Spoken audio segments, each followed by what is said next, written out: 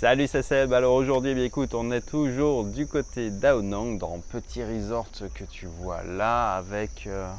hop, je te fais un petit tour du propriétaire. Donc tu as vu la piscine et ici tu as la réception. C'est un bâtiment que j'aime bien moi en fait. Il est très original. Il est totalement rond. En fait, tu as 2 ou 3 pièces, mais tout le bâtiment il est ouvert. Alors il y a les bâches de protection anti-pluie, mais sinon, c'est un truc où tu n'as pas besoin de clim. Et je trouve ça assez intéressant. D'ailleurs, c'est un truc que j'aime bien faire, moi, c'est récupérer des idées dans les endroits où je me balade comme ça, parce que tu as toujours de très bonnes idées, autant sur les designs que sur des aménagements, sur des trucs auxquels tu n'aurais pas forcément pensé, et qui, sur des projets IMO, sur des trucs, tu vois, j'ai des petites notes comme ça que je garde pour plus tard, si ça m'amuse de refaire un peu d'IMO quelque part dans le coin. Mais bref. Petit aparté terminé donc. Aujourd'hui, on va continuer en fait sur la série des business models qui te permettent encore une fois de gagner ta liberté, d'en avoir peut-être plus, parce qu'encore une fois, la liberté c'est avant tout de l'argent. L'argent c'est pas sale, c'est un outil. Un outil qui te permet d'être libre tout simplement. Peu importe ta situation, c'est aujourd'hui, beaucoup de gens travaillent pour l'argent et beaucoup de gens arrêteraient de travailler s'ils avaient de l'argent. Maintenant, l'idée, c'est de trouver une activité ou d'en créer une.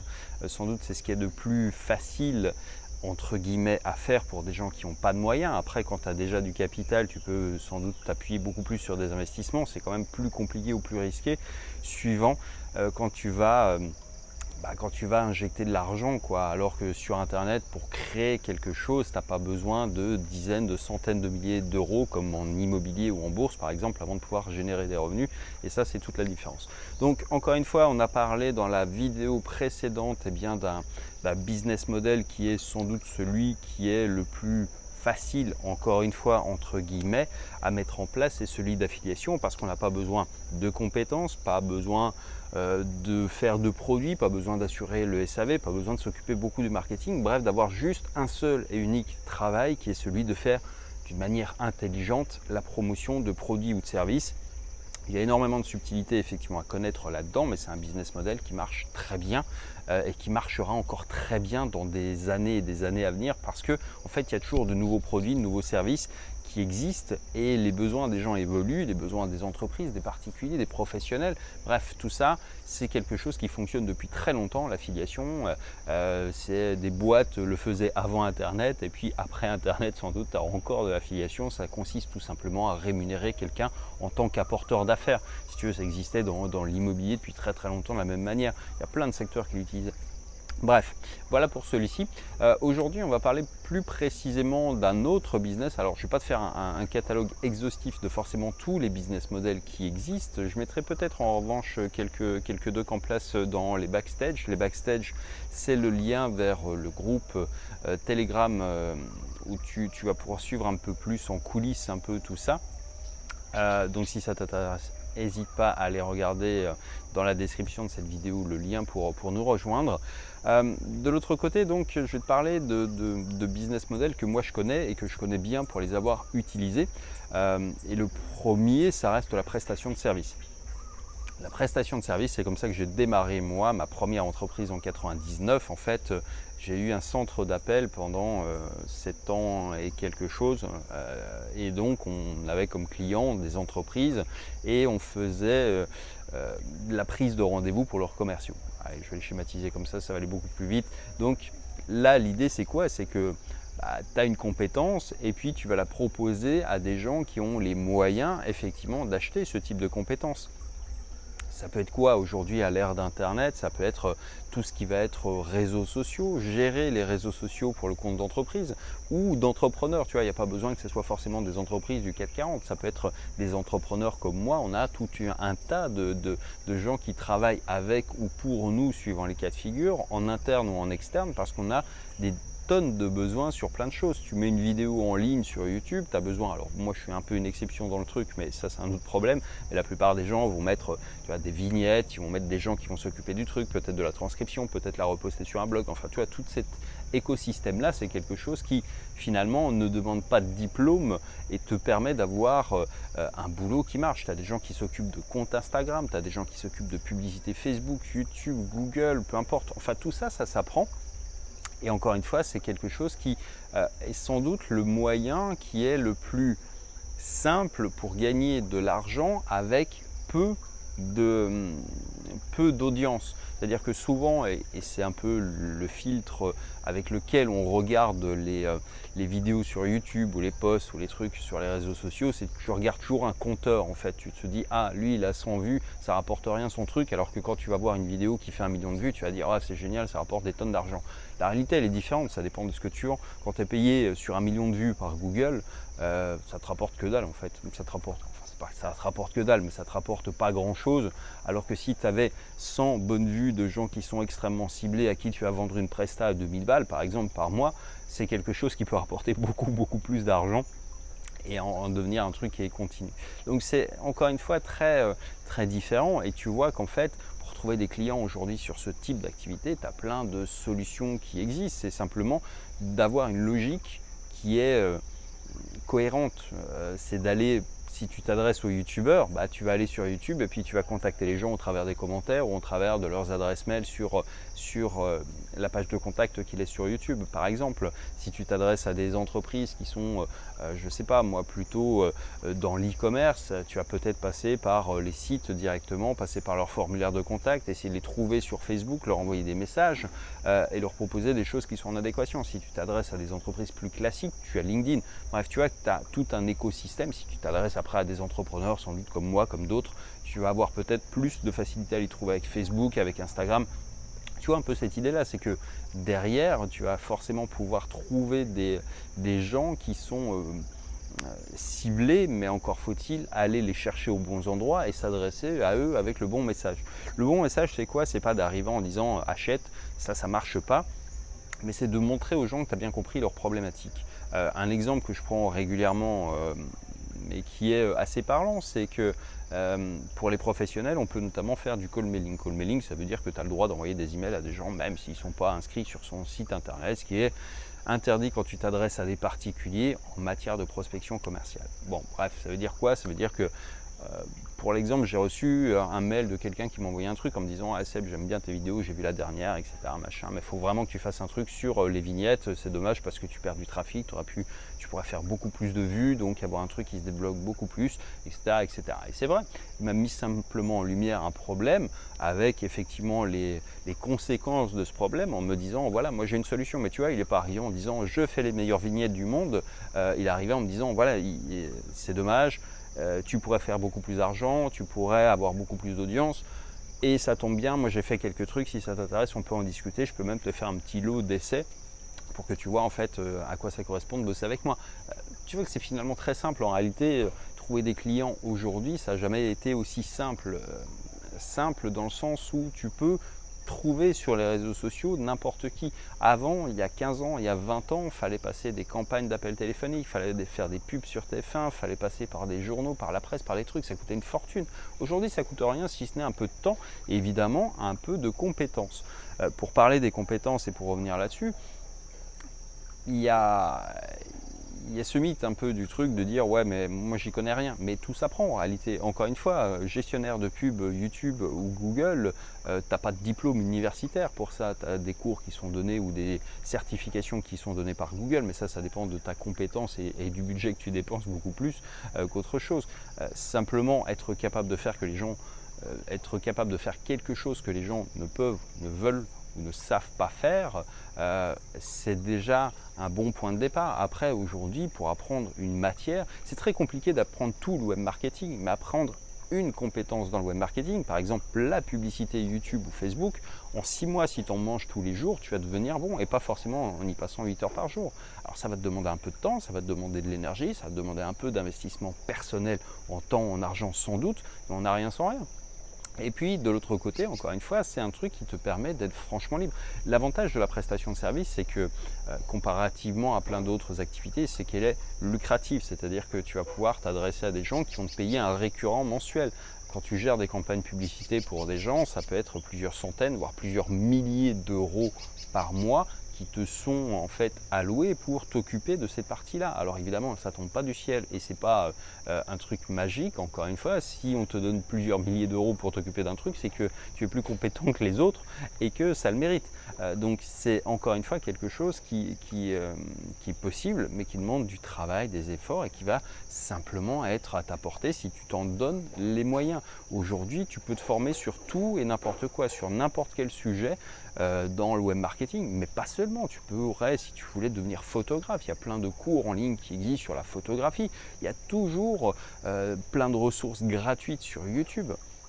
Donc c'est encore une fois un business model qui est très intéressant pour ça, parce qu'avec 3 clients, tu peux arriver à vivre correctement de ton activité déjà. 3 clients à 500 balles par mois, ça fait 1500 balles par mois. Alors certes, tu ne seras pas le roi du pétrole, mais c'est un début. Et trouver 3 clients par mois, tu vois, en t'en donnant les moyens, une fois que tu as commencé à prendre des compétences, c'est quand même relativement accessible. C'est ça en fait que je veux te faire comprendre, c'est qu'il y a des échelles parfois où quand tu vas vendre des produits à 10 balles, si tu veux faire 1500 balles par mois, il va falloir que tu en vendes 150. 150, ça en fait 5 par jour. Quand tu sors de nulle part, etc., c'est beaucoup plus compliqué de trouver autant de trafic gratuitement.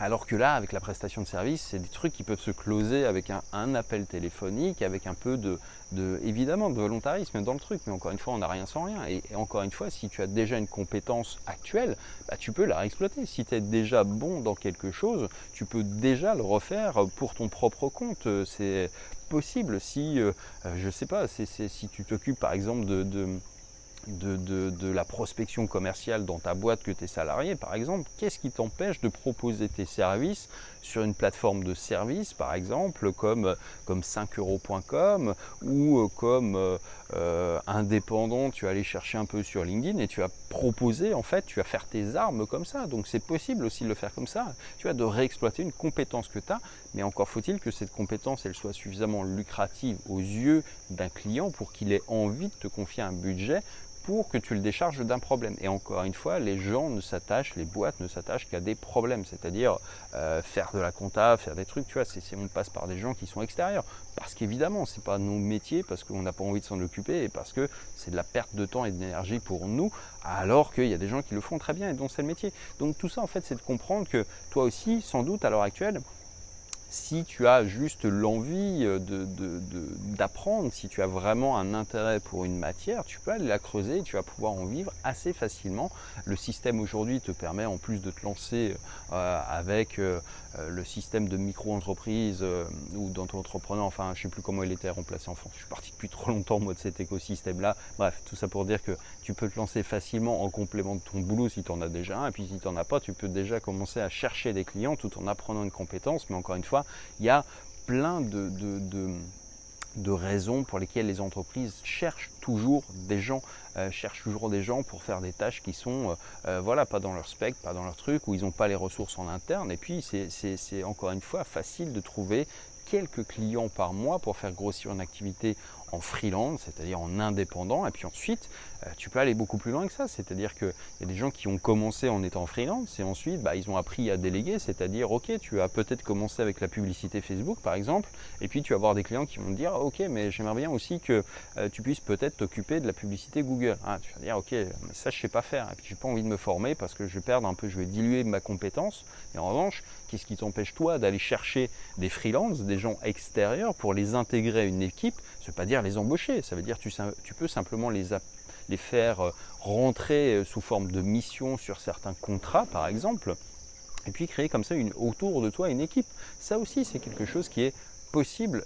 Je ne vais pas te dire que c'est facile, ça demande encore une fois du temps, de l'expérience, de sélectionner les bonnes personnes. Donc évidemment, c'est la création de quelque chose qui demande de l'énergie et du temps, encore une fois, mais c'est une manière aussi de grossir. Et tu vois qu'en étant toi tout seul dans un coin, tu peux finalement arriver à créer des entreprises progressivement, rajoutant des pierres à chaque fois d'une manière logique et cohérente. Ça dépend de ton projet, ça dépend de ce que tu veux faire, ça dépend de l'énergie que tu veux mettre dedans, puis ça dépend des gains que tu escomptes en avoir. C'est-à-dire que plus tu veux gagner d'argent et plus ça va te demander d'efforts, de compétences, évidemment. Et ça, c'est quelque chose qu'il faut intégrer, mais c'est valable dans tous les business models. Donc voilà pour cette vidéo sur la prestat de service. Et puis encore une fois, je pense que vraiment, tu vois, sans doute, je pense, pour des gens qui ont déjà une compétence, ceux qui ont déjà un boulot, qui ont déjà bossé, alors évidemment pas dans tous les trucs, mais c'est quand même un excellent moyen en fait de se sécuriser un revenu très rapidement. Parce que quand tu as l'habitude, parce que quand tu as de la bouteille, parce que quand tu as déjà fait ça depuis des années, voire des dizaines d'années, tu es forcément extrêmement calé et ça se sent vite.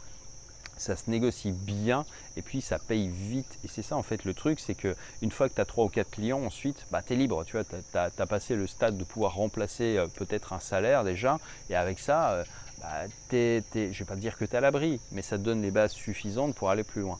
Après, pour des gens qui démarrent juste, moi j'ai vu plein de petits jeunes qui ont commencé dans le dropshipping.